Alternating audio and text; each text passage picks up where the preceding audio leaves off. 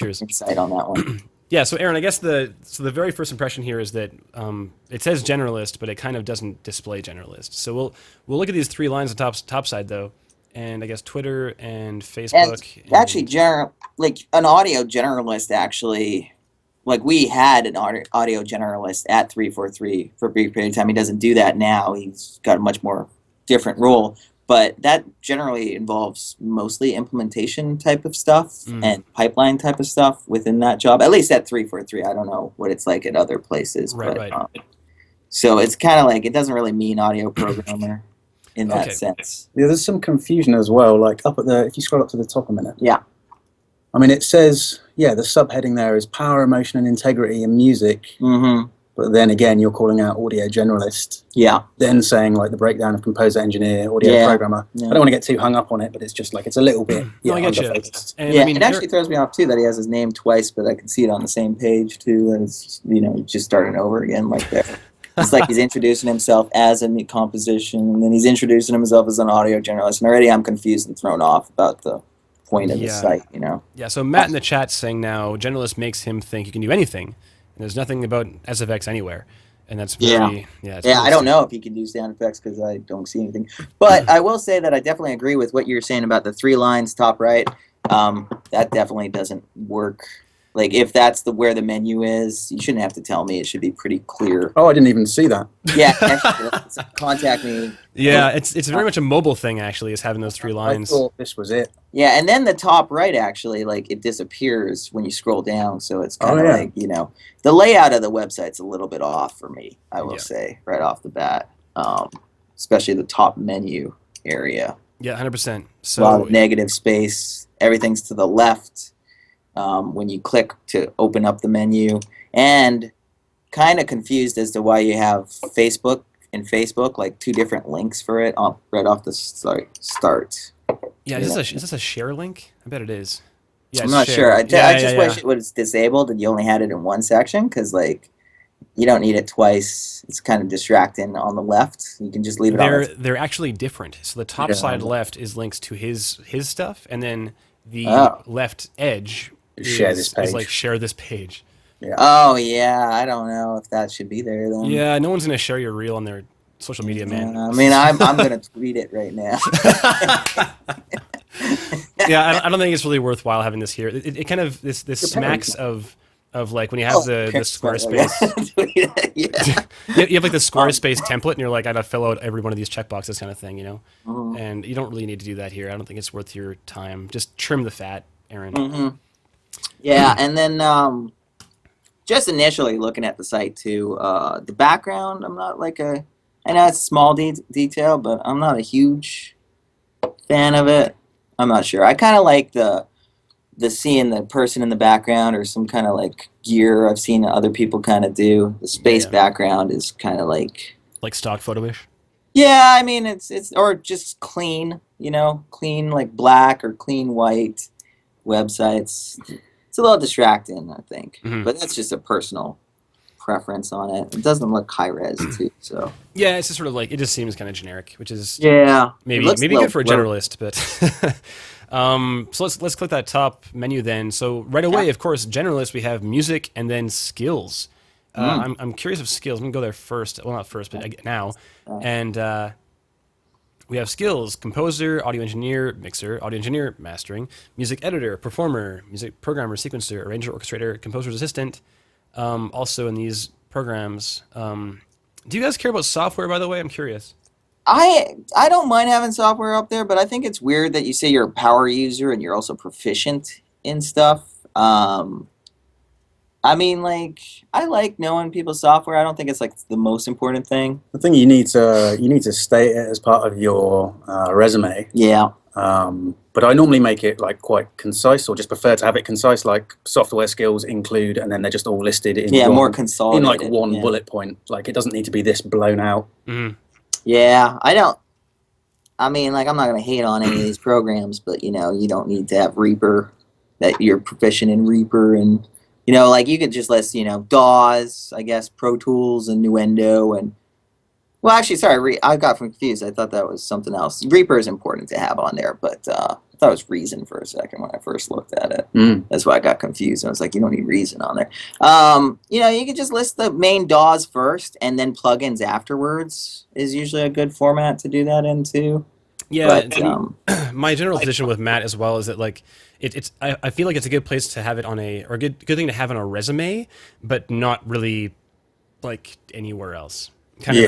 It's like if this is what you're giving and someone you're applying to, then that's great. But I don't know. Like if I land on this page, I don't really care if you know Cubase. Doesn't and I would say like the skills page could have just been a resume page. And it could add your experience or your education maybe. Not just like this seems like a really small list of things. Yeah, it's very kind of uninspiring as far as looking at it. It's just like here's white on the background is he said he did music for games as well, so it'd be interesting to know like do you have any engine experience or like middleware experience? Like, what types of games you did, and that's it. Where were they done? Or education as far as like did you go to any kind of music school? Again, this is all stuff you could condense into a resume, though, right? Yeah, and there's nothing wrong with having a page dedicated to the resume, so they don't have to flip between your resume and your website. I actually, when I do have my website up, it's not up right now, but I do have a resume section, which is just a little bit of an information. I don't have an about me because, I don't think it's needed. I think I'd rather just tell people where I went to school, where I worked, what programs I'm good at, that kind of stuff. This is kind of like there's not enough information there to warrant a page for me on this. Yeah, agreed. Skills section. So let's go to the here's a contact actually. So contact is a form, I assume. Aaron will always be happy to discuss how we can assist you in creating the perfect sound for your project, be it as a composer, audio engineer. We know, man. You already told us. It's fine. That doesn't need to be here. You can just kill that off entirely. Please don't hesitate to get in touch. Here's the thing, man. Like if they click contact, they kind of already want to get in touch, So I feel like just again trimming the fat and just saying like, here you go, email info@ done.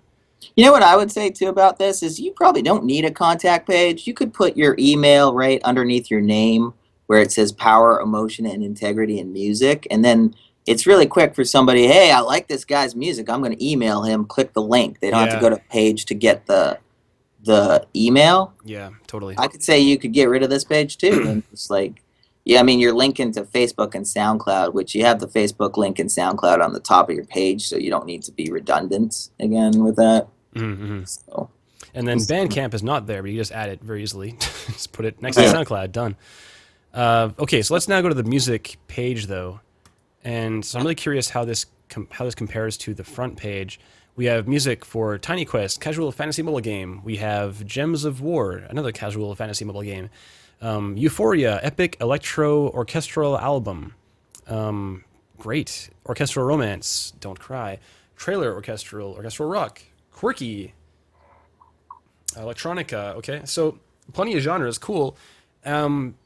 Let's have a look at the front page then. Just look at the selections there. And I'm going to go ahead and press play this. Do you want me to mute or will you mute me? Give me a sec. Let me get to the front page here and I'll mute you. Just give me a second here. Are you going to listen to the emotional reel? Not the whole thing probably, but I mean, it's the thing is it's 4 minutes long, so I'll probably just skip through a bit, but I'm just curious what it is. And if it's selections from the next page, which I kind of assume it is, then I'll have notes. Okay. So we'll just... Cool. I'm going to mute our mic so we can hear it, but I'll leave you kind of audible in a lower volume, so I'll know when you're done. Okay, sure. Sounds good. Okay. All right, Aaron, let's do it.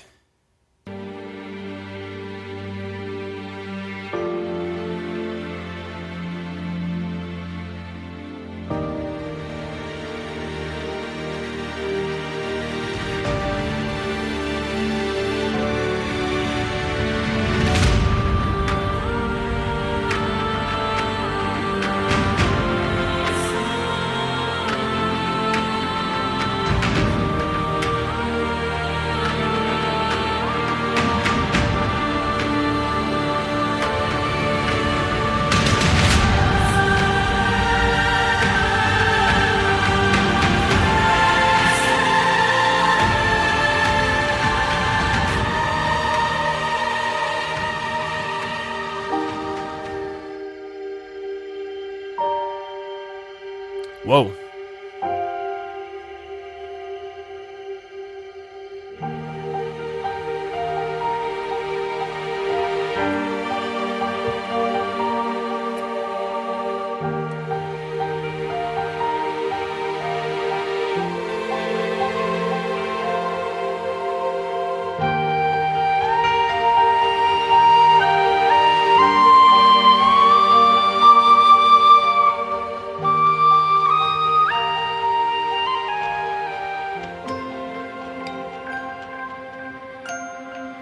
All right, skipping.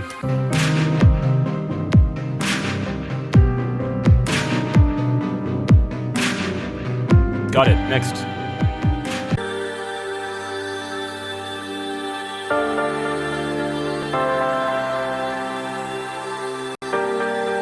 Cool.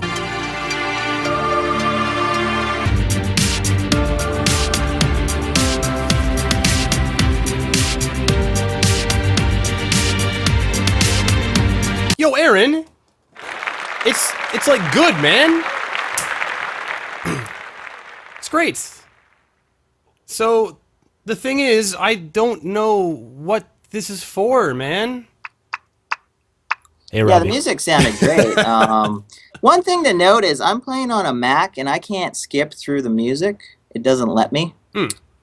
Which is like, so I only actually made it a minute 48 into it because I just had to listen to the whole, like for some reason you can't click on the waveform and it take you like you can on the PC. So that's, yeah, you got to check your stuff on both things, because anybody listening that's on a Mac that can't skip might miss the second half because they don't have time to listen to the whole emotional reel. Yeah, word. Yeah. So here's the thing. This is probably the most common kind of affliction that we encounter on Real Talk, and it's that people are better than they're communicating. Yeah. And I think that this is, like, it's strong. I listened through over a minute willingly, and I was like, yeah, I'm going to see what happens in this track. And I felt like I was a bit angry that it changed tracks. Like, it was good, you know? So I feel like, so Matt was going off in the chat about how this has got to be to a video. He said, actually, I'll quote, he said, music is good, really, caps, really want to see this to some picture. Yeah, I mean, I would say the same. I saw Matt complaining about SoundCloud, and I know a lot of people are also complaining about SoundCloud sometimes. I actually agree. SoundCloud is probably not the best way to display your music because of issues like me not being able to click and not having a picture.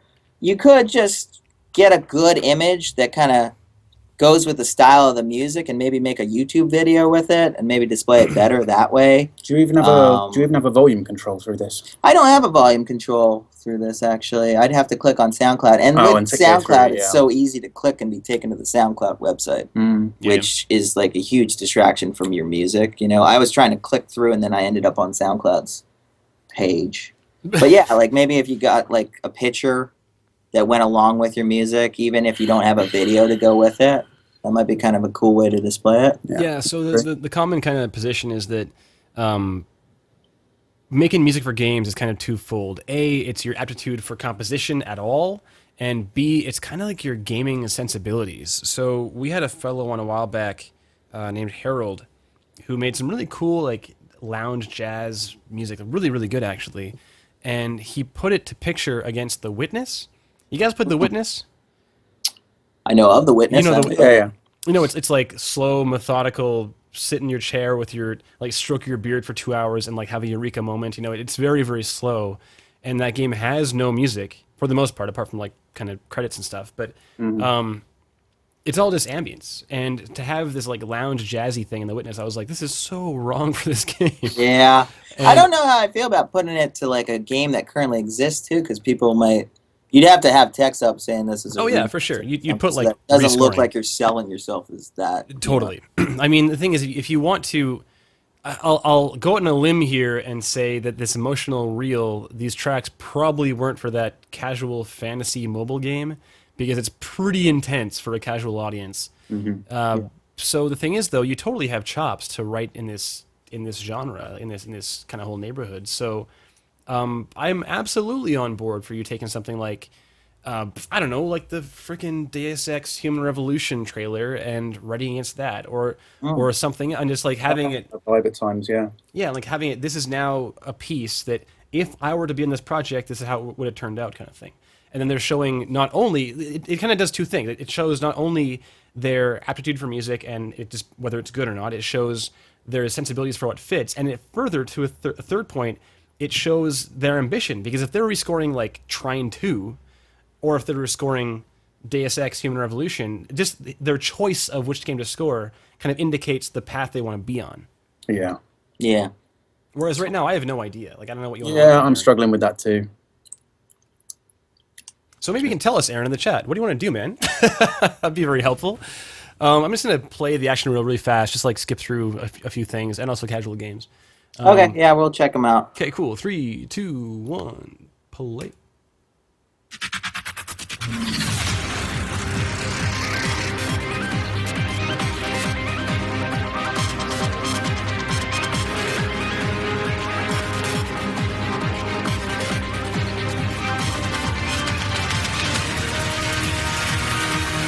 Okay, and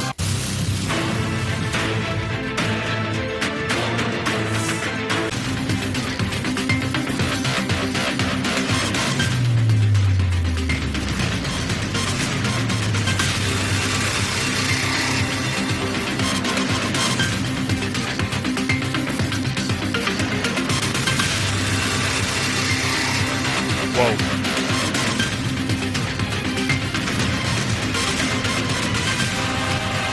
It's like, doesn't stop, man. Holy.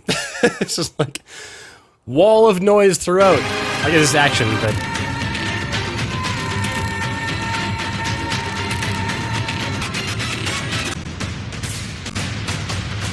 cool, man. It's pretty exhausting to be playing an action reel for 3.5 minutes when it's like that the entire time. But cool, you know. There's like no dynamics at all. It's just like Yeah, I was pretty much at 11. But I only got to 46. But yeah. Yeah, I was skipping through. Oh, hear myself. Check. Come on, Skype, catch up. No, I'm still hearing myself a bunch. Okay, well, yeah, it was skipping through, and I was like just hearing 11 the whole way through. So that's a bit of an issue. But apart from that, kind of the same notes as above. And casual games, I kind of suspect is similar, just like more good music in a different area. So let's see this guy now.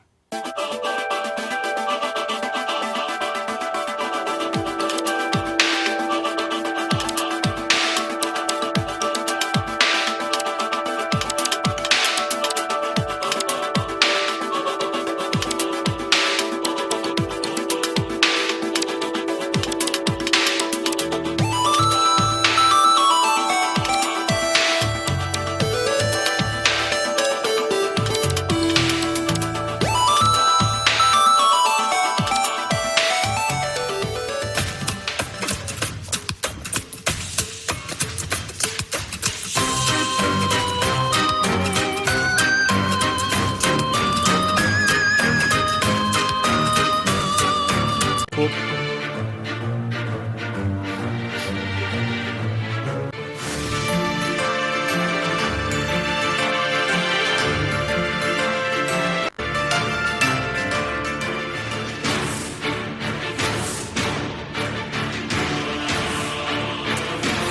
Yeah, it's like not that casual, you know?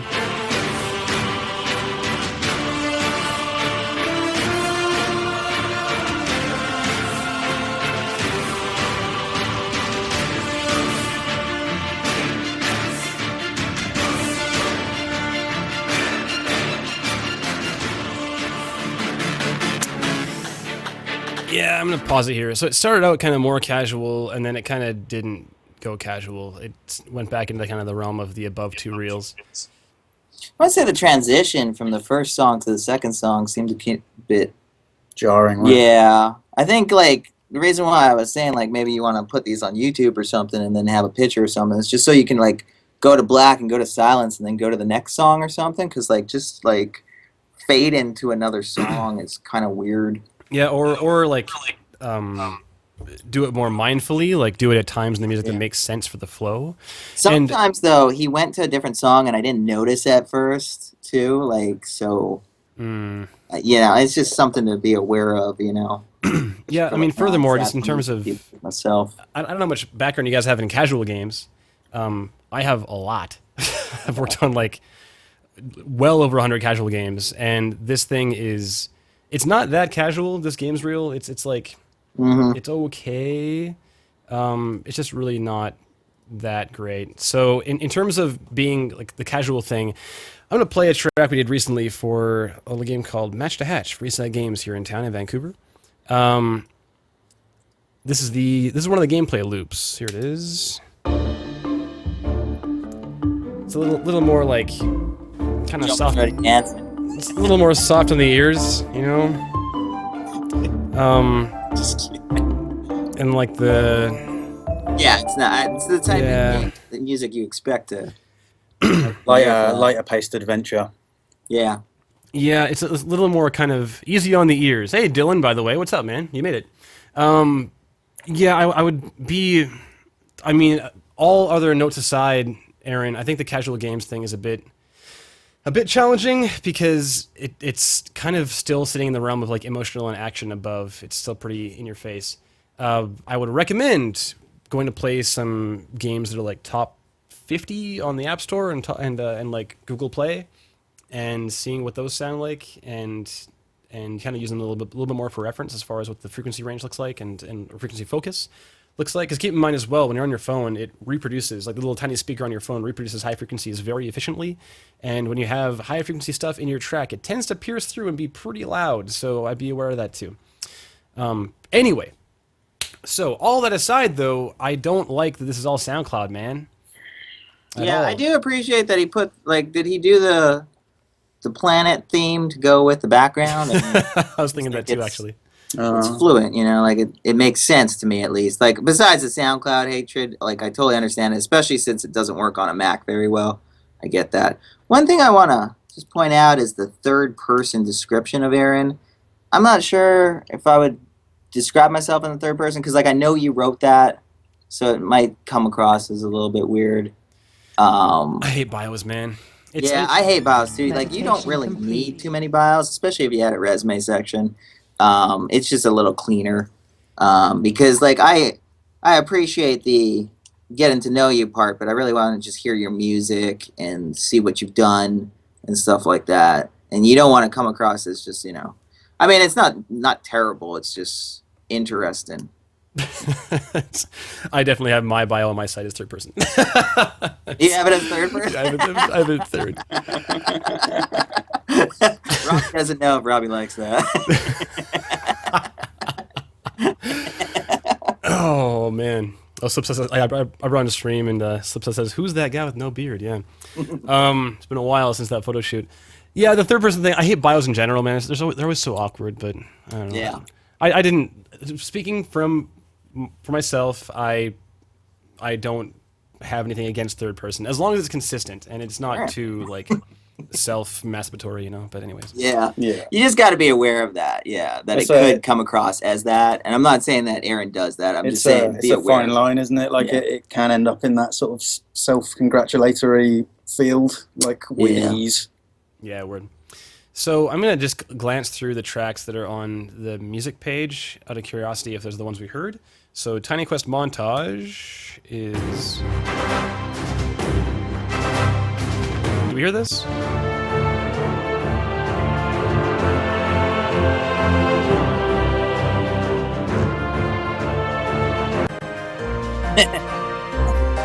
That's like way more casual. So, what's that? Oh no, I'm just reading one of Matt's comments. He's talking in third person. Okay, yeah. So the epic electro orchestra album. I mean, yeah. The thing is, though, man, if you did Gems of War, and if you did Tiny Quest, and these games shipped, I kind of want to have like, I feel like a better presentation of that work is to have like the game, and then have maybe like footage from the game, capture it on your phone or find on YouTube or something.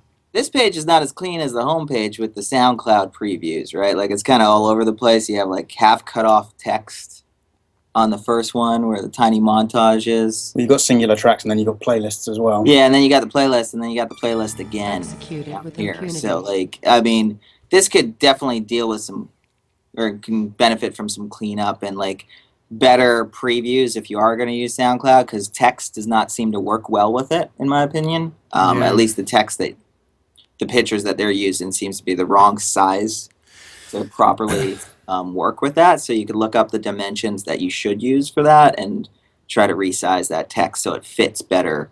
It just looks a little bit more professional, you know? Yeah, so Matt says in all caps, and I'm inclined to agree, if you shipped these games, show me some videos of them. Absolutely. It's seeing context of this music would be great. So much better than... It's magnitudes better than here's a track by itself, completely out of context. I like how they're still going off in the third person. Yeah. It's really taken off. Robbie is enjoying the chat. Hey, Twinge. Kevin welcomes you. What's up? Also, Turbo666. Thanks for that follow, yo. Okay, so I guess let's go down the list really fast here. Just to do a quick kind of a once-over kind of summary of everything we saw. So presentation, boys, what do you think? It could use some work for me. Yeah, so I guess just the bullet point list is like the space thing is kind of generic, but if it's all themed, then whatever. The contact page doesn't need to be; it could just be an email address underneath the thing.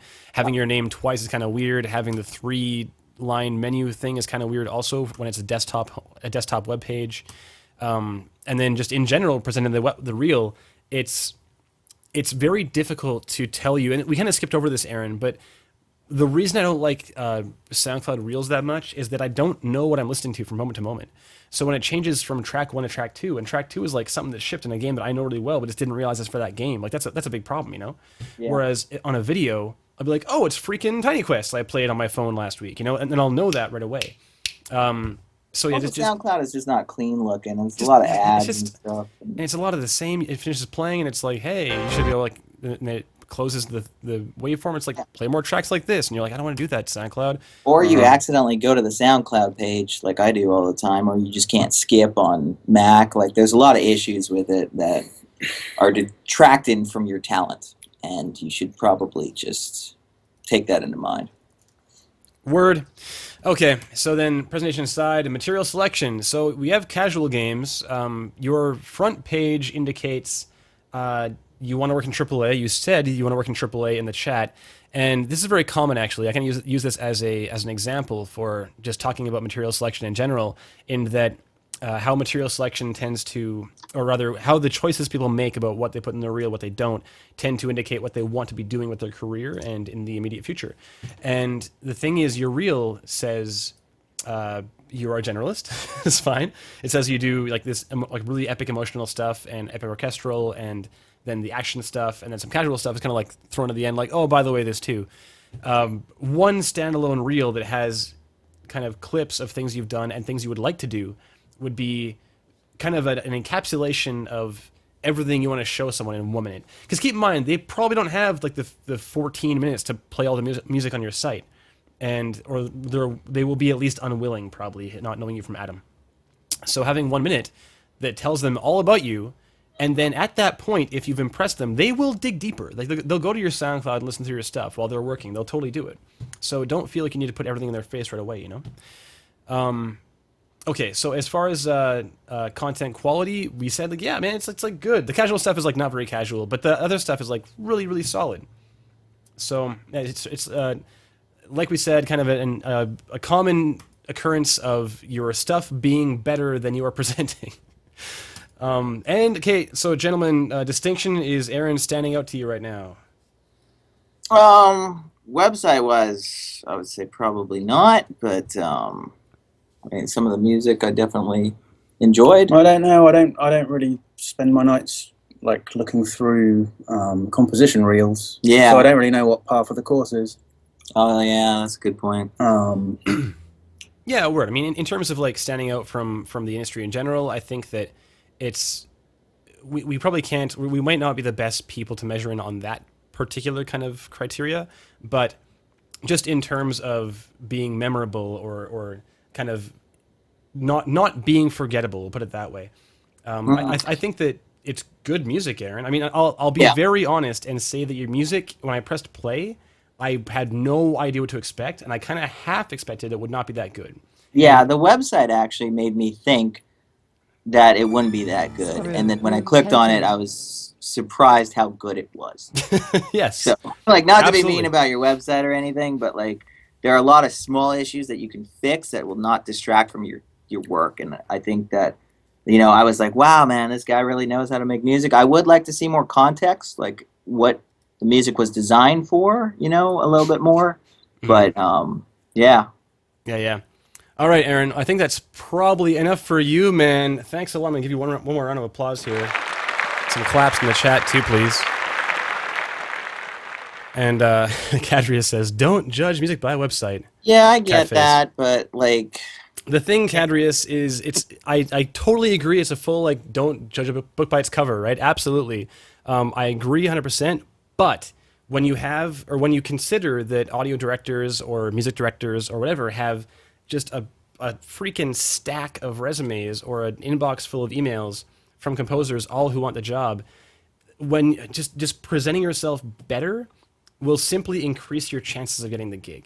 And if someone... That's one thing I want to point out, too, is that, like, sound designer working where we work, it actually benefits you to have to be good at several programs, not just audio programs and stuff like that. I'm pretty decent at making a website. I'm not just saying this based off of, like, oh, yeah, I wish I could see better, but I don't know how to. I definitely can probably clean it up, but...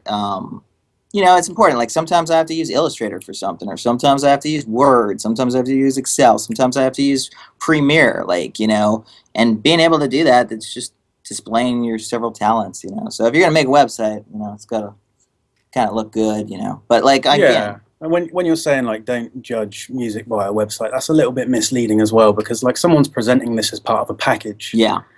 Submitting it into a company to get work.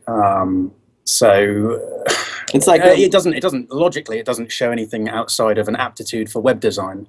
But if it's part of your package, then it should be on par with your work quality. It's like a CD cover for a CD. Like, people put a lot of thought into that too. Yeah, totally. Yeah. That's how it's judged. Like, the first thing I see is that if we were back in the day when you bought CDs and you were in a store and you look at that and you're like, yeah, that looks like something I want to try out, or it's selling yourself, Mm-hmm. And I don't think that I would judge. Like, I'd still listen to your music. I'm not going to look at the site and say, forget this guy. But it is selling yourself, and it's showing who you are, and you're trying to sell a little bit of that to the person. So it's important to put some effort into that. And I'm not saying Aaron didn't put effort into it. I'm just saying that there are some improvements he can make that will really let people hear his music and not be distracted by anything else. Huge. Especially when it comes to actual functionality of the site and whether or not SoundCloud is disabling stuff. Like, you could say, like, don't judge the website, but, like, I can't even click through his music. I have to listen to the whole 14 minutes. I mean, that's a pretty big problem. So, you don't want your clients or your potential clients to have to go through that too, All right. Word, Kadrius. Thanks a lot for that little comment. Really got us going. Yeah, I can say as well, just for power up. I mean, we definitely, when we're working with anybody, we tend to work with kind of T-shaped individuals, right? People who have a strong skill in one area and then many kind of like dabbling skills in other areas. I mean, even ourselves, like in terms of music, I mean, myself, I definitely am focused in sound design these days, and so is my co-founder, Jeff. And by the way, shout out to you guys from Jeff. He's in Quebec City at the moment, actually. He couldn't be here, sadly, but he sends his regards. So like Jeff and Joey and now Cole Verteber as well, like we all have backgrounds in music, but don't focus in music these days. But having backgrounds in music just helps us inform our design from a musical perspective. So even that alone is really helpful too. So anyways, so I'm gonna give one more round of applause because we kind of carried over on Aaron some more there, but thanks, man. Let's carry on to Dylan Hairston now. Oh, okay. And Dylan, the very first thing, I don't even need to go to your site, man. Look at this tab. It says my site, man. Yeah. My site, Dylan. Aaron's got a nice one. Yeah. It's a little long, but Aaron's audio generalist. Aaron, audio generalist. Yeah, audio generalist. Falls off. But my site, it is concise, but it is not very Could be better. Could be a lot better. Okay, so let's zoom in here a bit. Okay. So is that enough? How about there? 175? Cool. All right, Dylan. Follow some... Oh yeah, better than ever. Oh yeah, better than ever. Farning simulator? What's up, Farning? Thanks for that follow. Dylan Hairston, Game Audio. Home collection about contact. Okay. So what do you think is under collection right away, you guys? I imagine that's a collection of his demo stuff. Yeah, body of his work. Yeah, portfolio. Okay. I've never seen the word collection at the top of a page It's before. quite odd. Yeah.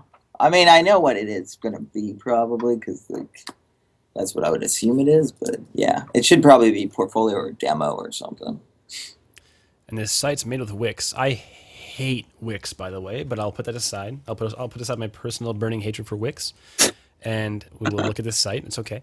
Let's go to About first. So much. I just don't like it, man. It just looks like Wix every time. I can't stand it. Well, Wixes have this fancy background like this. I mean, I like the background. I do like that background. That background's nice. I think the follow Twitter Real side, pleasing on the eye. the follow Twitter part is a little bit distracting. Like it just like draws your eye to the Twitter follow, and I think that should go. I mean, isn't it just like the freaking this has come up twice now. I don't know why it came up again, but the freaking Deus Ex Human Revolution website doesn't it have the same kind of background. Let me see here, deusx.com. Let's see this. I'm kind of look at this. Okay, it's not the same, but We gotta wait 30 seconds. no, it's fine. It's fine. No worries. I'm gonna close it. It is different, but I think I'm pretty sure that's like. Yeah, it's pretty different. I'm pretty sure I've seen this background before. I think it's like one of the options you can choose from. No, I think I've seen it before too, but Yeah. I've seen like there was a website that went around. It was interactive and it had very similar art. This site is copyright 2023. What the heck? Where do you see that? It's from the future. If you scroll to the bottom, it says copyright 2023 by Small Brand. Oh, he's hitting it. Yeah, I see that. Wow. Okay. Well, carrying on. About me. My name is Dylan Hairston. I'm a sound designer working in the video game industry. We're in the About section here. Yeah, About Man, sorry. When I was young, I would watch my oldest brother play Zelda Ocarina of Time upstairs in his room. Even then, it fascinated me how all these sights and sounds come together to make such a fantastic and engaging experience. I specifically remember in second grade when my brother brought home an Xbox with a game called Halo. You guys know Halo? Pretty good. No, I've never played it. I don't know what it was about, and I didn't know what it was about and was very bad at it. But the rest is history. Now I'm 22 years old, and video games are an integral part of my life. I still play often, but I enjoy helping to make games even more. It's incredible to me to be a part of a team and have everyone bring their collective knowledge and experience together to create something much bigger than themselves. I often find it difficult to explain to people who do not play games why or how they're so important to me. Fortunately, I'm part of an industry where everyone already knows that games are far more than a consumer product. They're a work of art and a way of bringing people together. Well, isn't that nice? Yeah, I mean, again, I'm gonna say I don't need the About Me section. One thing I'll say too is you might not want to point out your age on there. I'm not saying that I would care whether you're 22 or not, but it's just the information that probably doesn't need to be. Yeah, it's not really important. There. It's I mean, a bit like old school, isn't it? Like people used to put their date of birth on their resume. Yeah, like like if I see that you're 22, I might be like, well, he's 22. Is he going to be able to handle, an office environment? Or maybe he is. Like, I don't judge people based off of age, but this is just something somebody could think about, So, I mean, nobody needs to know that at your place of employment, I think. So it's probably not worth mentioning. Yeah, it also just dates your site, and it kind of makes it something else to update. Yeah. Look at my sweet website. Here it is. Yeah. So, I'm just going to say, I don't think I need the About Me section. It's kind of framed weird against the picture too, but that's a small detail, it's kind of extends a little bit, and not sure about the picture. True. I mean, well, Robbie, form and such, right? Look at your freaking Twitter avatar. It's so good. I forget what's on there now. I got it. Yeah, you got them worried now. It's so good, man. What is on there? There's like some golden. Yeah, that's a nice drone shot. I mean, I like photography, so when I see a picture, I'm going to judge a picture, but I'm not going to judge a person based off the picture. Oh yeah, look at that handsome guy. So emotional. It's like some golden ratio stuff going on there. It's pretty good. Yeah. Yeah. Okay, so let's look on our homepage again. We have the real great and then the resume on the front page, and a PDF to download it, or PDF link. Click the. And a big ass Wise certified user 110 or 110. Yeah, I don't like this. I don't like how it looks into the background, man. I don't like it at all.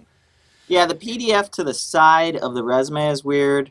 And then the fact the resume on yours, does it show page 1 of 1 on the top of the resume? It does, yeah. That's a Wix thing, I think. It's weird. Like this is why you could have taken all this information, just copy and pasted that in the About Me section, and it would look a lot cleaner.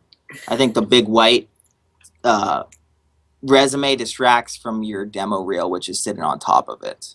Yeah, so, word. I don't want anything to distract from that.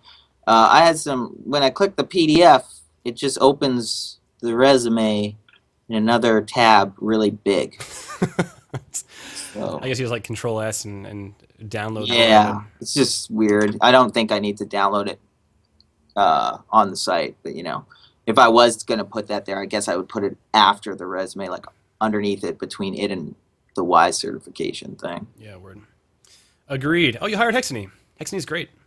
Do you guys know Richard at Hexany? Hexany Audio in LA? I do not. Hexany's a team kind of like Power Up. They like an audio house, and they're guns for hire, basically. And they're awesome. They're super good. I was at their place. Yeah. Let's look at the resume for a sec. Yeah, so Fueled by Rockets, LLC. All right, cool. Designed and implemented all audio. There's a lot of information missing here. Yeah. I kind of want to get down into the nuts and bolts of what someone actually did. I think we should and if you're just saying all audio. I think that let's see here. Worked alongside programmers to establish a pipeline. Collaborated with the project lead to establish a unique. I mean, that's good information. Reviewed numerous applications. See, I don't need to know probably who you hired for that. I think that line's a little bit weird. It is a bit weird, yeah. I think it's too much information for a resume. I like to do where I worked, the dates, my job title, and then I like to really be brief but concise, like Jomo's mentioned before, actually being concise about stuff and about what I did. So I would be I designed and implemented audio for the game, whether it was music or whether it was sound design, which, you know what I mean, that kind of stuff. I might list out some programs I used if it's worth mentioning at that place. And I like the last 2 lines of that first point. But yeah, the second one is completed sound design from the E3 College Games Competition win-in title. Bro, beat down. That's a weird sentence for me.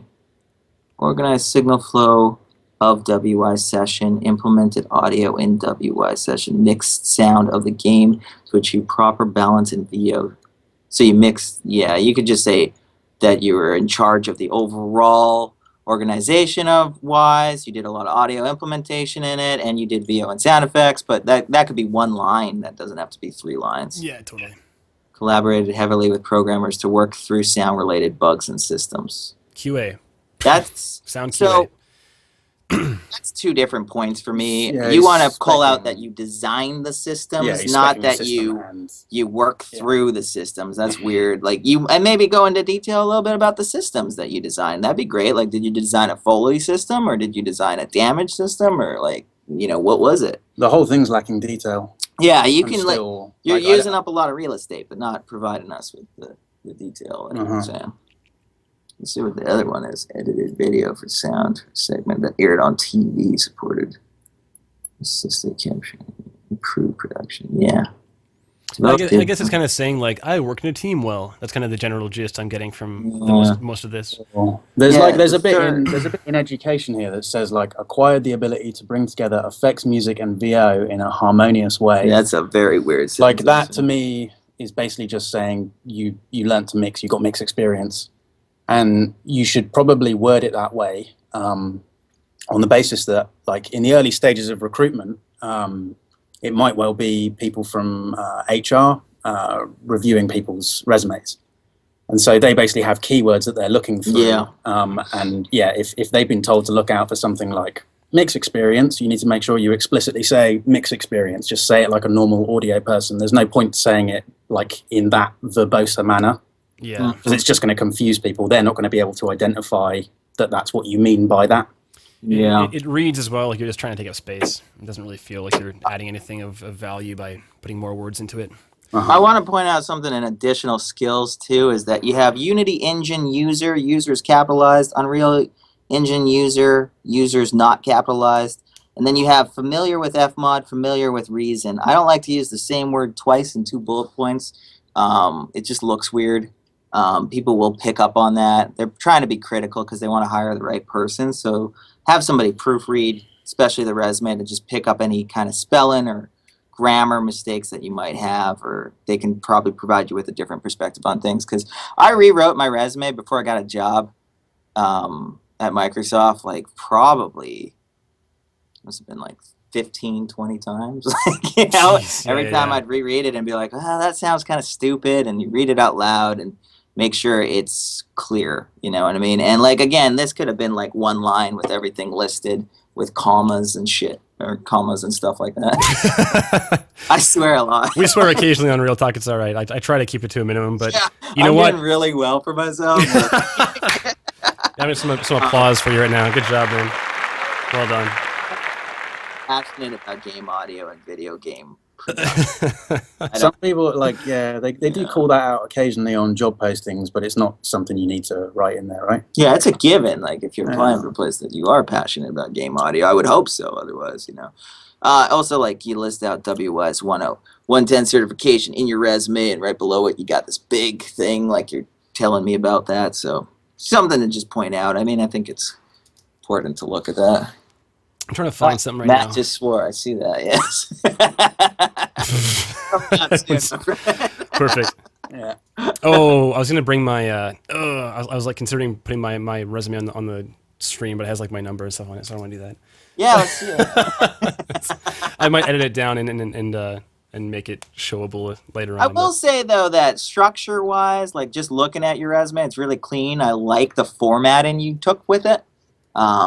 Formatting is super important for stuff because you want people to look at it and not look like it's terrible. You'd be surprised how many docs I have to write as a sound designer, and or specs or something like that, and just being able to make it visually nice it'll help. It'll go a long way. So I think as well, like I know you guys don't like the presentation so much, but I do like the fact that the homepage is basically just the reel and resume. Huge. Like, that's what I kind of want to get to as quickly as possible. Yeah, I mean, I really don't want to read about a life story or anything like that. So yeah, I just wish that I didn't see half the resume and the reel on the top. But I mean, that's me being picky about stuff. But like, you know. Yeah, I'm inclined to like. Okay, I'll tell you guys first. I don't think we've been over this yet, but one thing that Matt and myself often try to bring to Real Talk is to encourage people to think about their site in terms of like a narrative experience. So kind of scripting the narrative of somebody visiting your page for the first time and kind of what happens and trying. It's not unlike game design, you know. In game design, you might say, okay, well, this is the part where we want the player to walk down the hallway, and then you might playtest it a bunch and they don't walk down the hallway, and you're like, well, what are we doing wrong? And then you change things so they walk down the hallway, and like now they're doing it naturally, but they're not seeing behind the curtain. They're just doing it because the game is built in a way that encourages that behavior. And so as far as the site goes, we always recommend having the reel first because the assumption is that people are on your site to hear your stuff and to see if you are worth their time, basically. So having your reel first is really, really a good choice. And so good on you, Dylan, for having this thing front and center. Awesome. I just want to answer Dylan's question. As I said before, the About Me section is where I would put it. Yeah. So like if you're going to have a resume, rename About Me to Resume and put it on there. I would rather have that. If I am getting your demo at a AAA place, I've probably seen your resume. I was probably emailed it by HR. And I probably checked your LinkedIn. So chances are I already know all this stuff, so I don't need it on the front page, but that's just my personal preference. I could just deal with just your reel. Yeah. So then as far as if they watch your reel and they decide, hey, this guy's pretty good. I want to know more. That's the whole point of your reel, is to make people say, I want to know more. I want to see more. Yeah. And so then we go to collection, which we'll glance at now really fast before watching the reel. Mm-hmm. We have like 20 minutes left here, so we're making a pretty good time here. So, oh man, like what's this? I'm zoomed in and it's like off the page. Okay, 125 now. So in alpha, this is kind of weird. I hate Wix. I hate this page. I can't fit everything on the page at the same time. It's like it's Yeah. No, I'm getting weird formatting issues on. Well, it's not formatting issues necessarily, but you don't need to put that it's in alpha there, and the descriptions are probably not needed. I would rather just have the title like of a the heading. Yeah. And I would like the videos. I mean, this is just me nitpicking, but if they could all be the same size, that looks great. You know what I mean? The Totally. top one being bigger than the other ones is kind of weird. Yeah, the rest look Especially nice. with the text. I don't need to know any information about that besides the name because I just want to see your sound design. So let me call out how you phrased that. You said, I don't need to know. So the thing is, I'm going to pull back to the narrative thing again for a second. And in general, and this is going back to game design also, it's the kind of thing where you'll see different players try different things. So think of your site as a game people are playing, and different people, different visitors will play it in different ways. So, for example, Robbie doesn't care about those descriptions. Personally, I might. I won't by default, but let's say I watch your reel and there's something really cool in there I want to know more about, like perhaps this Unreal Marketplace demo that I totally recognize already.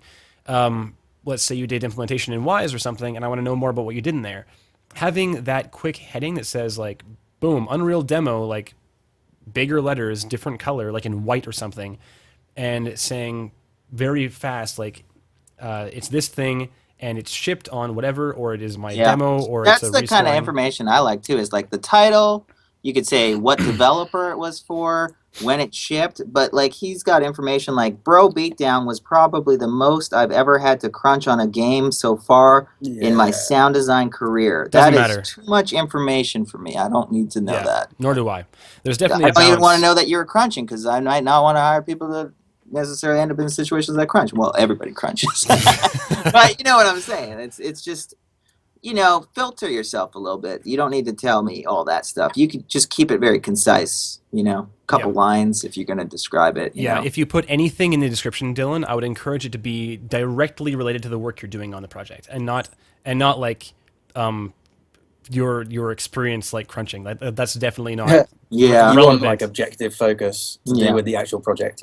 And just going back to text too, it's weird. You got in alpha, you've got the description on the right, you got music credit to Kevin over here in a different font. You know, it could be cleaned up. Everything should be to the right of the video. Big name, like I don't have any titles of any of these videos. I would love to see a title, you know, first, and then Dylan, what you did in it, maybe quickly. Dylan, I'm going to bring up Power Up Site for a second, and in terms of the services thing, so first I'll say, just like the old days. What's up, Nova? Thanks for that follow. Matt's having a crunch issue. Just like the old days.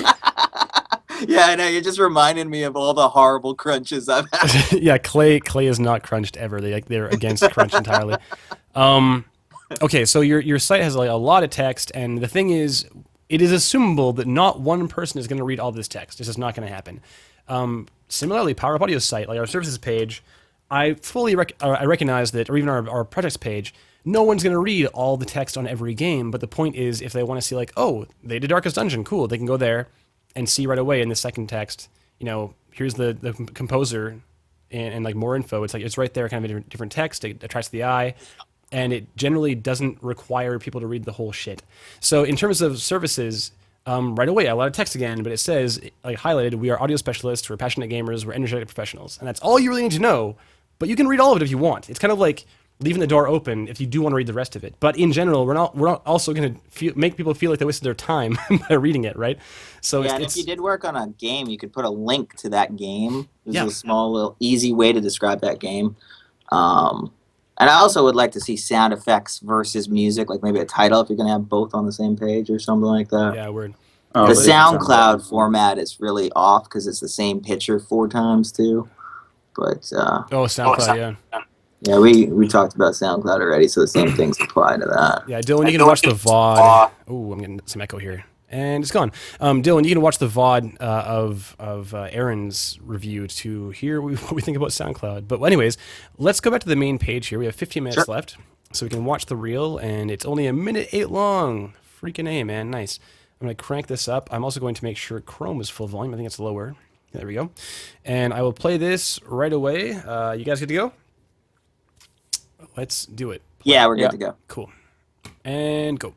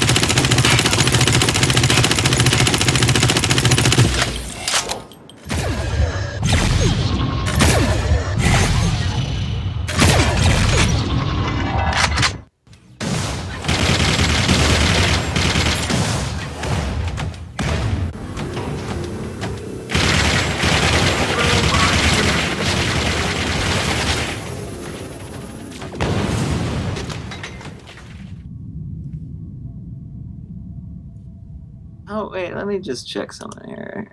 So, from 101...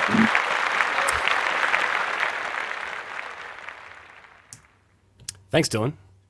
All right, gents, you're through? Yeah, great job, Dylan. Cool.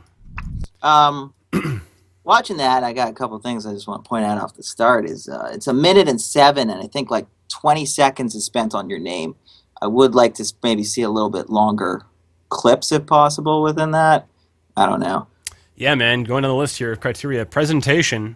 Yeah. That's step one. So, like 2 seconds is generally our kind of magic number for contact info, because people can press pause. And furthermore, you have your contact info like right below on your resume. Mind you, we don't know how people are watching this that might be on the site, so having it there at all is really important. So good for you having it. Yeah, you can have it at the start or something. Just don't, like, it was 10 seconds at the start and I think around 7 at the end. Yeah, it's pretty long. You know, you took up 17 seconds of the 1:07 that I got to see your stuff, and a lot of the clips felt a little short that I couldn't really digest a lot, but yeah. Yeah, and also the sound design spent. I do like the sound behind your bookends at the front and back, but it's like not that interesting. It's like it's not like you're doing an audio vignette during that 8 seconds, you know? So yeah, like 2 seconds, man, is like, and here's me, and we're gone. Like don't need to be super cute with like the it's not super required. I'm gonna mute you for a sec, or mute us, because I want to check one part in it real quick that I noticed. Go for it. Yeah, the ending here, I'm curious. So, yeah, that's like 16 seconds of title. Yeah, so like I would say too, like video editing is important. It's hard to do like a cross dissolve to another clip and have it be fully like good, you know, especially when you're going from one game to the next. If you go to like 43 seconds or so, you do like a slow cross dissolve video-wise to the robot game, but I hear the reload from the first game, but I'm looking at the robot game, so it's just a little weird. Yeah. I mean, this is your first video that I'm going to see, so like it's really got to be super polished. I don't want to hear like a reload that might seem out of sync on another clip, so you might just want to watch that. Yeah, I'm relatively certain I heard a few lack of fades too. Yeah, I would maybe like, you know, if you're going to go from clip to clip, you could dip to black or something like that, just so that, like, you don't have the audio from one game overlap into the next game. Or you want to start and stop each part with kind of like static. Yeah. I pay very close attention to the video clips I use in my demo, too. I don't just throw video clips in there. Like, I make sure it's definitely displaying what I want it to display, and it's in and out, and it's concise. So just watch that with the video. Spend a little extra time on the edits. I know we're not video editors, and we're not supposed to judge people based off of the video, but if I'm hearing a sound over top of a different game, it's joined with it. Yeah, you want to let that reload just you know, fully run out. I do like, though, that he's got the description of what he did and stuff like that, and it's not too intrusive, it's not too in the way of the video, so it seems kind of clean. Yeah, so kind of changes it up for Bro Beatdown, puts it on top of it. Yeah, I didn't like that. Crashnaut's sound design, implementation in Wise, and mixing. So do you guys like not assume that mixing happens from a person if they say like they're doing implementation in Wise? I always assume mixing is like under that umbrella. I mean, anytime we put something in the game, you have to mix it to the appropriate volume, but there is like if you did a mix pass on the game, you can call that out as a thing on your resume. Like, you know, Jomo and I, for like Halo 5 stuff, you know, we made sounds for it, but we weren't necessarily completely in the final mix of the game. there was some other people that kind of handled that, but we were still like, vocal about stuff. Right. It's just I don't know. It doesn't need to be called out too much, but you could take a line in your resume if you want. But I don't need it in the video. Yeah, one thing we often encourage as well is like saying where this is, if it's on Steam or if it's on PC or if it's like a game jam thing or whatever. Because I don't know if this game is like shipping.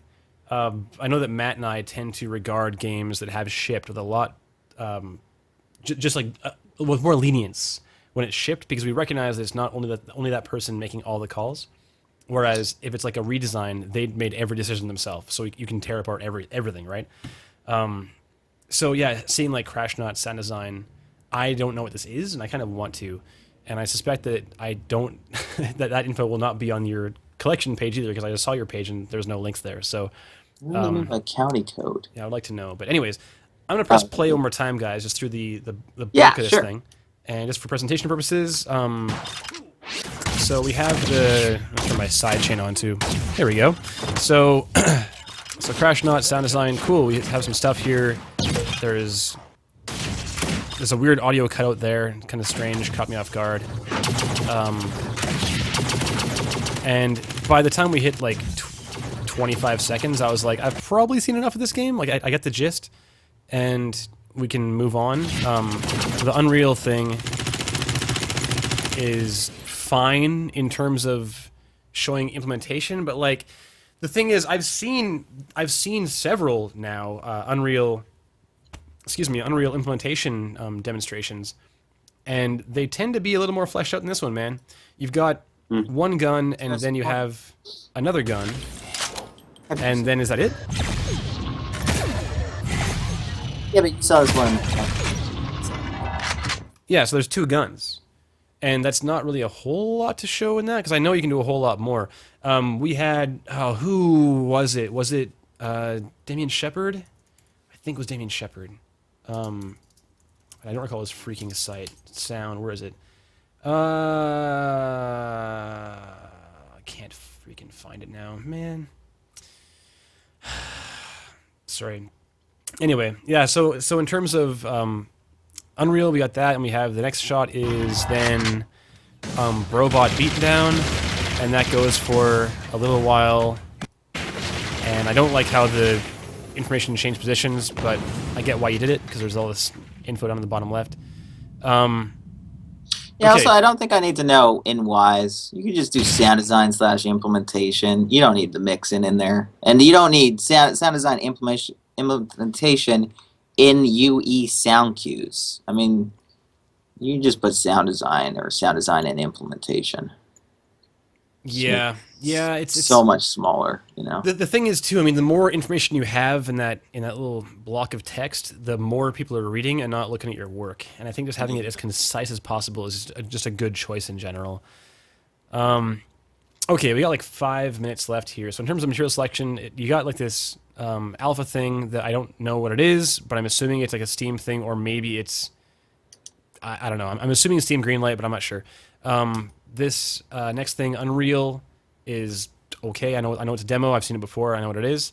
The Robot Beatdown, I also don't know what this is, if it's like a Steam game or something. So if it's shipped or if it is shipping is really like a very good choice, because if it's, I just don't know at all. And when you force people to make assumptions, there is potentially not good results from that, you know? It might be fine, but it might not be.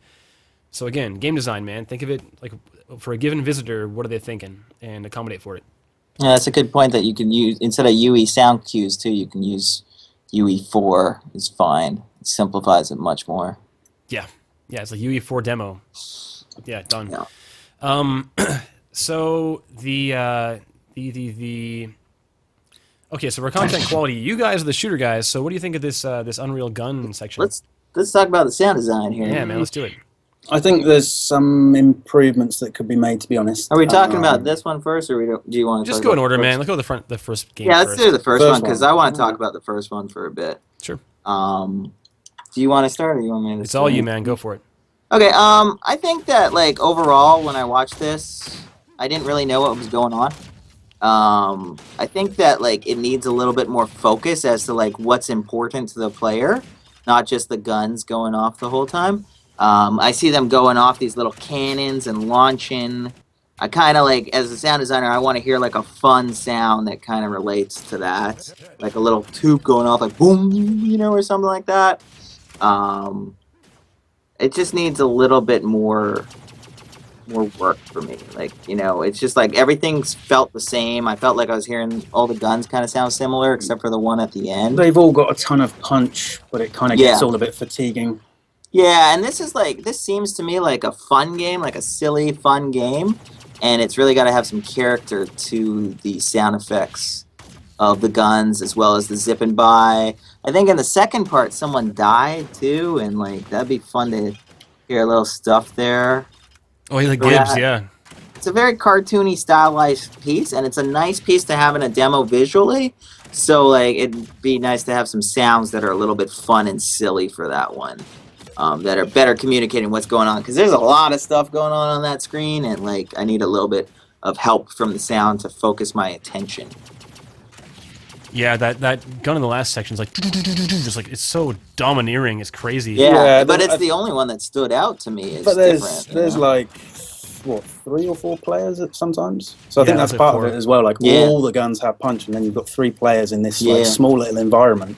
And maybe it's all just kind of getting a bit overwhelming. Yeah, maybe the guns aren't the most important thing in this game. Maybe it's more about like what the player's doing, not just what he's shooting and stuff like that. Or they sound satisfying if you consider them as like separate assets. Yeah. But I just think as part of the mix, this might show bad judgment. Maybe. Yeah, I mean, like it's important that the sound design supports the visuals, and I just don't feel that in this one it was.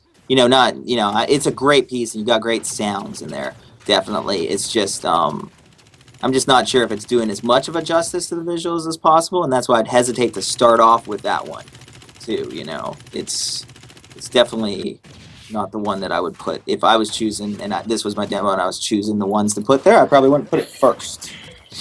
That's the first thing anybody sees, and, like, I feel like it needs a little bit more fleshed out sound design.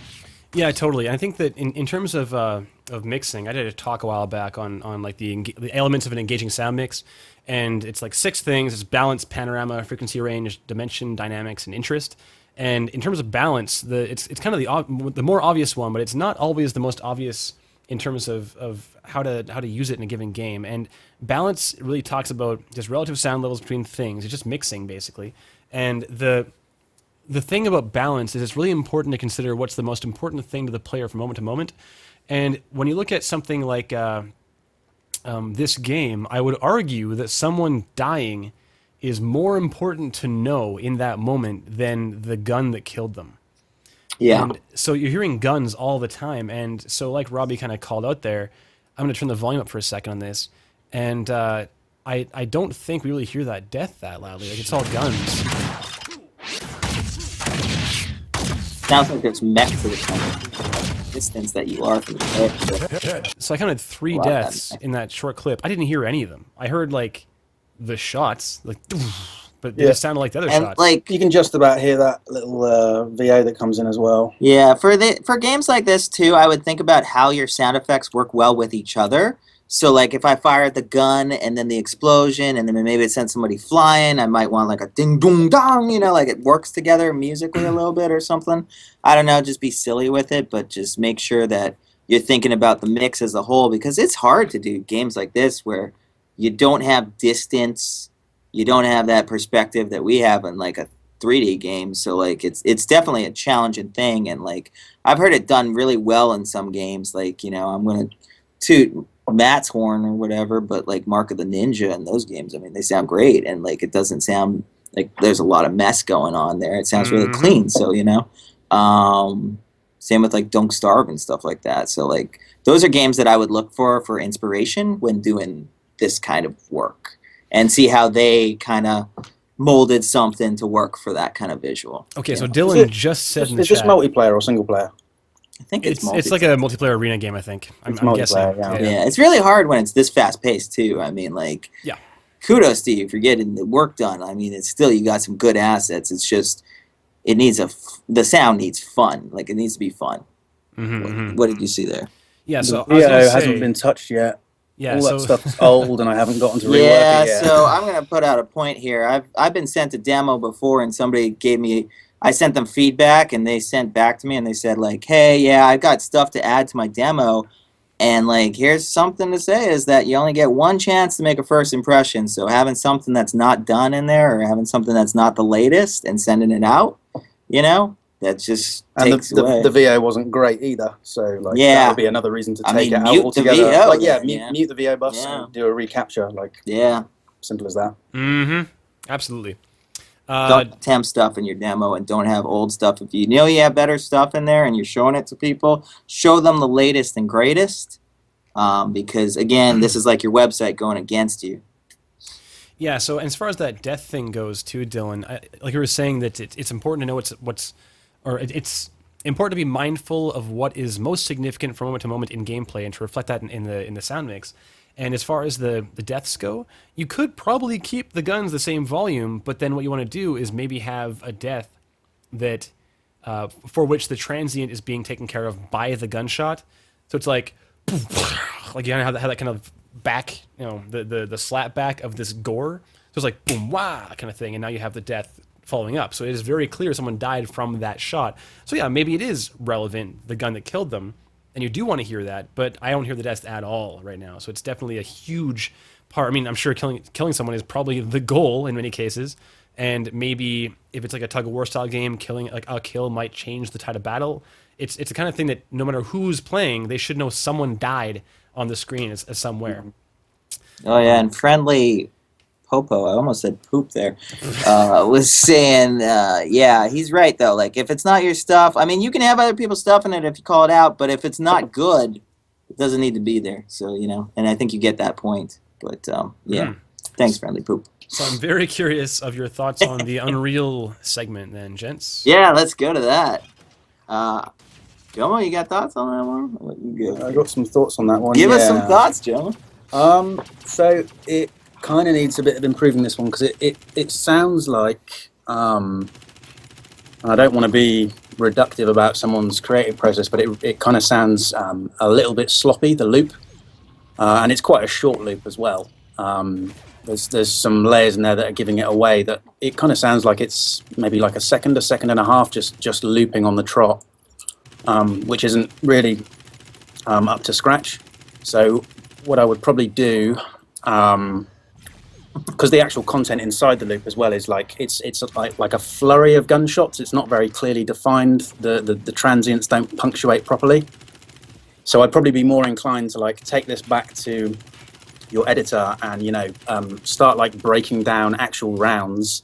So you probably want to like figure out the fire rate of the weapon, and judging, like looking at that muzzle flash, I'd say something around like 0.08 per round, 0.08 seconds that is, would probably work for the fire rate. And then you figure out that kind of meter, and then actually go in and start like separating rounds and making sure that the editing is like super clinical. So what I mean by that is like the transient is right on the forefront of the clip, and you want to cut them to these lengths, and then you want to make sure that any layers that you add to that like base meter, that the offsets are all at exactly the same position for each one. You can deviate a little bit sometimes, but you should probably start with that basis, and then like each transient will just punctuate a lot clearer, because this just sounds like a sort of messy flurry of bullets that are on the loop. Yeah.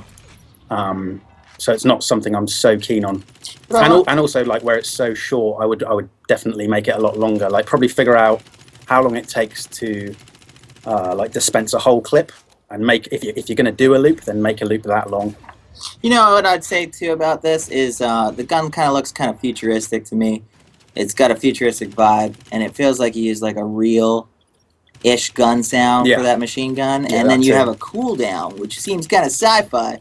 But like, I think that like in general, if you're sending stuff to like a AAA that works on shooters, maybe go a little bit more sci-fi with the gun, because you have a better chance of having something that impresses me than a real gun, which I've heard a lot of recordings of real guns. We've done a lot of recordings here and stuff like that. So like, it's hard to really stand out when you take that approach. I would kind of go a little bit more sci-fi maybe. But that's just my initial thought on that. That's a good point, yeah. What do you think about the second part of it, Jomo? You mean the secondary weapon? It's really soft. Like it needs, it kind of needs a hard transient to sell the presence. I of the do like actual that his weapon fire. capture shows enough to have the gunshot be loud and hear the explosion in the distance. I like how he did a capture like that, because that can have that. But like I do feel like the gunshot is really soft and the explosion is maybe a little louder. And the projectile impact also, that kind of lacks a bit of a snap on the transient. Yeah. And there's also like a weird thing going on where I don't know what that tail is of the weapon. I don't know whether it's like the projectile flying away or whether it's actually the tail of the weapon. But there's something that gets truncated as soon as that projectile impact happens. And it's it's like a good practice. I understand what you're trying to do. You're trying to make space for the projectile impact. But it's being done in a really clunky way because you can like hear the hard truncation. So I would probably work on the fade of that. And also like a lot of this stuff, I feel like it's missing any sense of space. Like I'm not really picking up on the space that you're in. The environment. Yeah, it's really mono. How it's going to react into that. Like that's kind of par for the course. Like nowadays, like most first-person shooters would have some kind of tail system in place, minimum. Yeah. So as you move between spaces, you start to hear, like an indoor tail versus like a kind of outdoor. For this demo purpose, he could have just baked it into the asset too, like of the because I know that we do know you have technical limitations as to what you can change for this. But like, I think this is a cool demo. Like, I probably would have put this one first because like you can really spend some time and get a good sound with this kind of stuff. I know that, Kevin, you mentioned you've seen this a lot, but I have actually only seen this one time before, and it was the last time I was watching Real Talk. Yeah, so, it's kind of coming into more normalcy as far as like more people doing it, yeah. But I mean, it's great for people who aren't working on indie games to show how they can put sounds to a polished visual, which is what I kind of like about it. But like, if you're going to do it, make sure you spend the time to make sure it's really good and stand outish, because like, back in Jomo and my time, because we're old men. So old. Yeah, no, mostly you. We had like the AK Cube. What I mean? And that was a horrible demo. I still see Cube sometimes, actually. God, don't use brutal. Cube. It's brutal. And the thing is with Cube, I mean, the one thing we say, and this one is it holds true for this demo too, actually, is that it's important for it to sound good, but it's not like paramount, because the thing is, if you're getting hired for like an intern position and you show that you have interest and some chops in Unreal and in Wise or whatever, then doing this kind of thing, like, you didn't have to do this, Dylan. You didn't have to download Unreal and get this demo going on and put the sounds in yourself. You didn't have to do that at all. So it's one thing for us to recognize where you can improve, but at the same time, I should be very clear in saying that this is already standing out a bit more than other reels we've seen that are just like straight linear timeline redesigns, where it's like, sure, everyone does that. Now this is like the default. You better, like Ben Minto said in that interview, like, this is now what people should be doing to get even considered. So good on you. And when I'm looking at Dylan's website, I'm thinking more as a sound designer. I'm not thinking more as like he's going for an internship. I'm thinking like, I'm trying to give you advice so you can apply for a job as a sound designer and get that role. You know what I mean? Because there's not a lot of audio interns to begin with, except for actually, apparently at Pinewood they got like 5 going right now. Sure. But I do recognize that it's cool. But you did mention the trailer thing, and I actually wouldn't have minded if you took out the first part and had a posted trailer, because I know some people don't like them, some people do. Posted trailers do let me know what your full sound design potential is. Yeah, man, I like. You've got a lot of limitations with this Unreal game, and I would like to see what you can do if you didn't have any limitations, and you didn't have to worry about how this is being implemented or how you did these assets. That's something I like to see too. So. I fully like that. I mean, having it at all is really helpful. Having only that, I think, is a misstep. But having one at all, if you had that Unreal demo and you had that trailer, that's the only 2 things I really care to see. Actually, the first thing could be cut, and we could talk about the third one right now. Yeah, let's go for it. Sure, please. Yeah. So for me, I wasn't feeling the Foley of this one. Like at first I didn't get that I was in a robot. First off, like it was hard. The visuals do not help as much with that. It looks like suspenders almost. It's just a weird thing. So, you know, I think the Foley could be like the Foley of the mech could be louder. That gun is so hard to do sound design for because it's like the kind of gun you see like the minigun in a helicopter. You know, the one that's really fast. It just sounds like a giant fart, kind of. It looks like that to me. So like, it's really hard to do that. But visually, this is really noisy as well. Like this part where they're both firing at each other and there's just sparks aplenty and like embers flying around. It's this kind of thing. If I was doing a demo, I would just show a capture of him walking or the robot walking, then maybe cut to something else that demonstrates. Like I'd have more of a focused capture of the game rather than just like grabbing whatever capture you got of the game and putting it in there. I'd put more thought into like you did with the Unreal one. Seems like you put some thought into what you chose. This one is just like chaos, and here's some game. Yeah, hard to really understand what's going on here. Like it would be nice to hear what you did for damage. You know, for the robot. Like, does he have an alarm that goes off, or you know, how much details in that walk? Like thunk, thunk, thunk. Yeah, it seems like there's some red kind of readout stuff happening when he's being shot in that second clip. Yeah, but it's hard to hear. Like it's, I don't know if it's like indicating kind of warning or if it's just part of what the UI is cycling through. I'm not sure, but it seems like you're being shot. I don't feel like I'm in danger. So yeah, I would almost wish that you had a capture like the first game where there's him shooting at a wall rather than fighting somebody. Yeah, demonstration rather than actual. Because it sounds like it looks like this game is just like kind of chaotic, and it's not really. It looks like a good game, but it looks like it's not really good for the demo the way it is. I do like that I kind of heard a whiz by though, in that first part with the rocket. Yeah, you know? And like it sounds like you got some cool stuff going on, but it's the demo, the video you chose is not showing that off as much as it should. You know. Mm-hmm. Yeah, the explosion doesn't really pop either. Yeah. When the guy explodes. Okay, so here we go, guys. So in the collection page, yeah, let's go to that. I'm looking at the Unreal. We're over time now, but I don't really care. So we have this is a project that came from the Unreal Marketplace. I know. I took this game and stripped all of its sound and replaced everything. This is a screen recording of in-game footage. I implemented all the sounds myself in Unreal, capital U, Unreal, using mostly sound cues. I also designed all the sound. Okay, I kind of assumed that, but I guess. Yeah, this goes back to the too much information. Yeah, just like I designed and implemented all the sounds myself. Like they just say that. Don't have two separate sentences. I focus on blending realistic sounds we recognize, such as machine guns with sci-fi sounds that put the player in the future kit. Great. So let's watch this. Actually, I'm gonna mute you and we're gonna watch it. Sure, man. Let's do it. And go.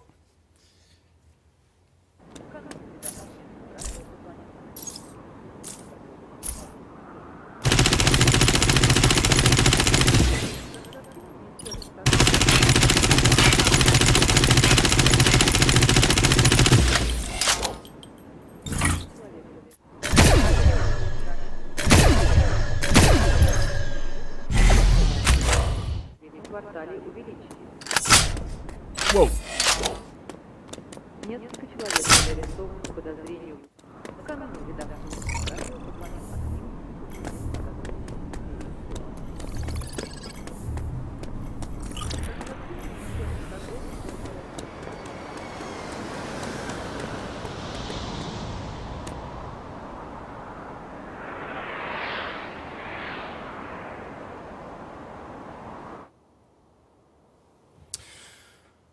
Okay.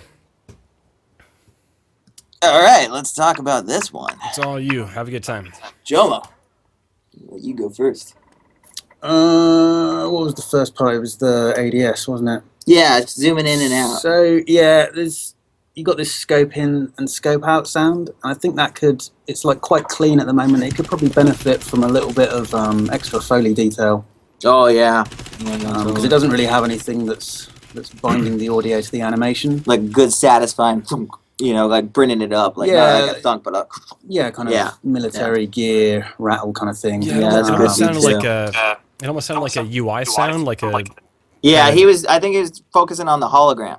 You know, like a Tony Stark kind of thing, where it's like the little circle, the blue circle or whatever. It kind of goes back to Robbie's original point, though, that you've got these like incongruous styles between like the overheat or reload. You've got the ADS going, and then you've got like relatively normal ballistic fire. it doesn't really feel like world. It doesn't feel like one. Like if you think of the weapon as a character, it doesn't feel like one character. I like that note. Cool. I will say though that this I like this video as far as like the video presentation of it. Like this being a minute, like you could have put this on your front page, and I would have enjoyed it. The editing's quite decent in that he doesn't actually need any captioning to identify what he's trying to get you to focus on. Yeah. So that's kind of nice to be. You go through this part with weapon firing. Then you're onto some UI pickups. Then you're listening to some spot sounds, a little bit of ambience. Like it's really clear what he's trying to draw focus to at any one point. And like people say, like short demos are good. Like yeah, short demos are good. But like if I am considering hiring you, I'm gonna watch everything. Probably that's just me. But like I'm gonna want to know what's going on. I mean, if it's particularly bad, I might stop. And not watch anymore. But if it's good, I'm gonna continue on. So like. Giving me more of this Unreal demo is good because there's like you're showing me ambiences. I could have done with some run and walk stuff, more of that. I will say that the ammo pickup is loud. Oh yeah, out of place. I jumped. I think that should have been Foley. Like a nice, gentle Foley sound. I know you're trying to communicate feedback to the player, and you can do that without just turning stuff up. Yeah. So you can do that with a good sound that's easy to recognize. It's really funny, actually, because last week we had the exact opposite problem with the ammo pickup. Maybe he listened to your feedback.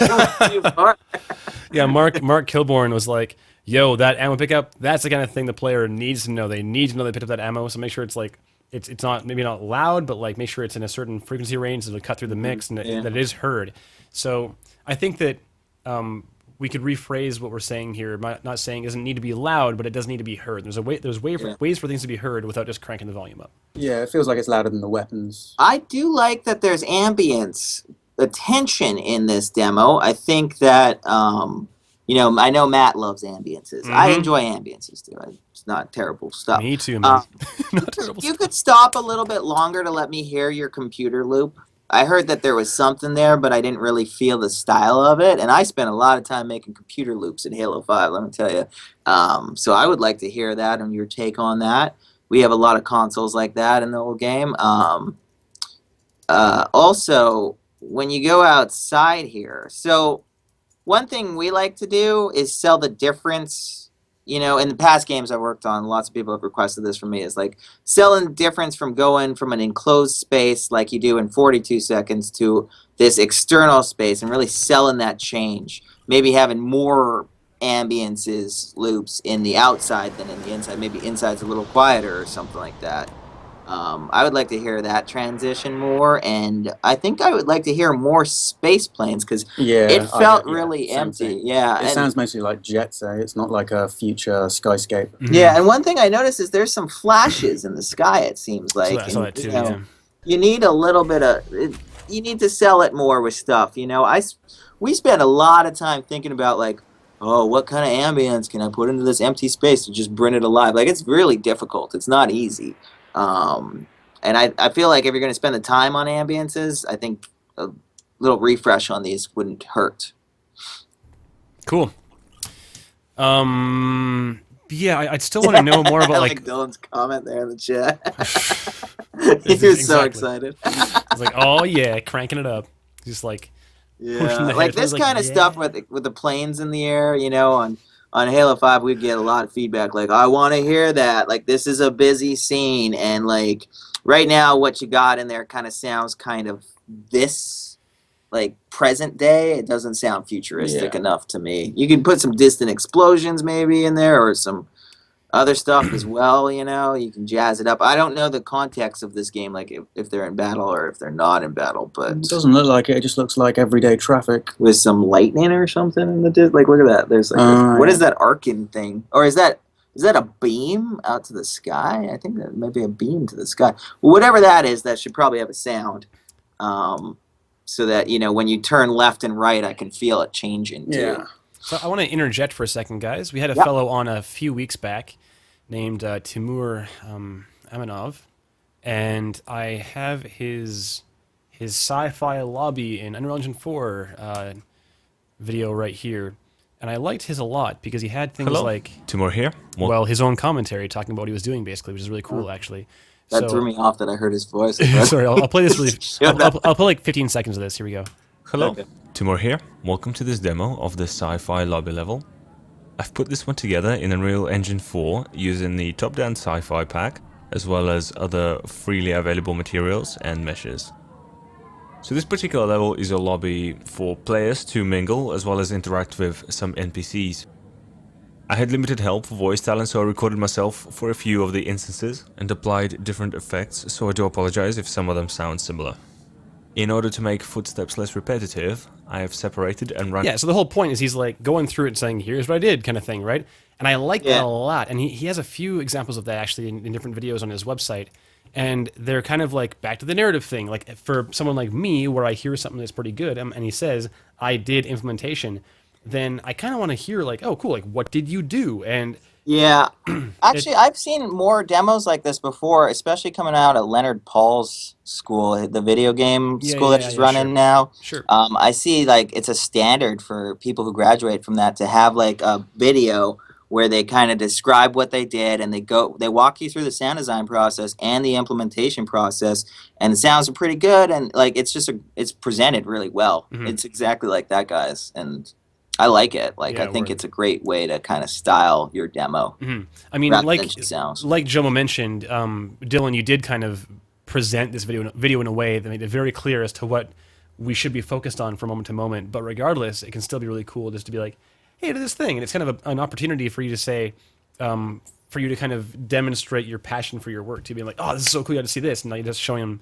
that you have this difference in ambience when you walk outside or whatever, right? Anything that's interesting you think is worth showing off that someone might miss but is technically interesting from your perspective at least. So, okay, I think that's probably all we need to look at right now. The rest is like redesigns and so forth. Though I'll say that you have a lot of stuff in your collection page, man, and if it's all here and it's worth looking at, then I would question why it's not in your reel. We've got like... I like the different styles of games that you're presenting to me, too. I'm kind of curious about this Escape Dude Land or whatever. Dude Land. Yeah, I'm kind of curious about what that one sounds like, because that one was not in the demo, but he's got it third on the collection page. He's got above Bro Beatdown, which implies to me that it's better than Bro Beatdown. Yes. That's just what order. That is quite odd, yeah. Yeah, I would like you to hear that one and maybe see what that one has going for it. Yeah, I'm playing some now, actually. I'm going to play it. I'm going to beat it. Yeah, it's like not bad, man. Here we go.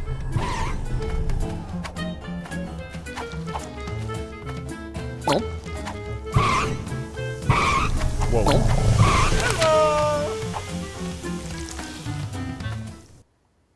Oh, it ends abruptly though. Jeez. Yeah, I think, Dylan, I think just I'll a quick presentation note. I think it's worth being aware of kind of how the videos are presented in general. So this thing kind of starts and ends unceremoniously. And it's good that it's on your site, but I think it's still worth being kind of very mindful of what this looks like as a piece. Mm-hmm. It's very easy to like bring it up from black and bring it down and have your name at the start and the back of it or something like that. Yeah. Also put thought into thumbnails, because that's what draws people's attentions to stuff. I would say the sound design, it had some interesting sound design on it. Not sure if I'm a fan of the collecting the star versus the coin, going back to like sounds working together, especially when you're going to pick them up in succession, Mm-hmm. I think that star sound does not fit into the same world as that coin sound. But I do like the monster in the background. That was kind of cool. So there's definitely some stuff. I don't think that one is worth you should omit that one from your comp. Yeah, I mean, again, it's very important to realize that your reel is not supposed to be like all your work ever, but rather it's supposed to be just an encapsulation of kind of, if you have 1 minute, here is everything you need to know about me right now. And if this is on your site, I can only assume that you think that it's relevant to your current skill sets and ambitions, and it's worth people's time, in your opinion. Mm-hmm. That's why it's here. So then I'm curious why it's not on your reel. And that said, by the way, I would not put music on your reel if you do put it in your main reel. I appreciate why you did it here. I still don't really care that much about the mixing thing. And this, I brought this up with Mark last week, guys. I'm curious of your perspective. Sure. I was saying that in general, we typically discourage people from putting both music and sound in their reels because, in general, I think especially for AAA, people want to be able to see the sound right away without having music as being a potential crutch and just filling out the space. Would say that's fair. I'm not going to put music in any of my stuff on my demo. Okay, yo. And I guess, I mean, it's kind of an assumption on my part because I don't have a AAA background, of course, but my assumption being that if you were hiring, for example, if you were hiring Dylan, if you're hiring anybody, like a junior position, I doubt you'd be hiring Dylan into a position where he's like doing the mixing on a shipping product, right?